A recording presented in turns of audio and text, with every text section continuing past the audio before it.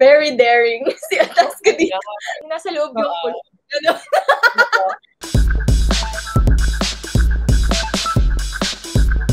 Gaano ka-daring ba ang i-expect namin dito bago namin panoorin itong film na to? Very daring si Atasca dito. Kakaibang Atasca to. Yeah, this is, so far, sa mga na-release ko. Well, ito pa lang naman, and yung, ayan, oh my gosh, kaloka. Kaya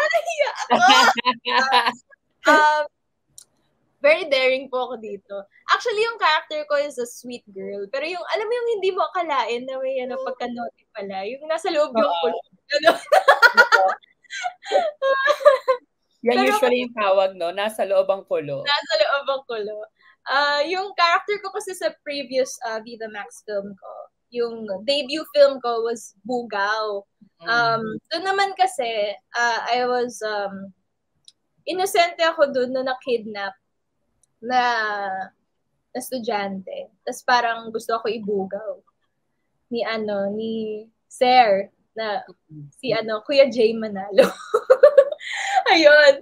Tapos, dun sa film na yun, na-api kasi ako dun, yung character ko dun. Or na-api ako. So, dito naman sa B-show, willing naman tong character ko. And naman siya, palaban.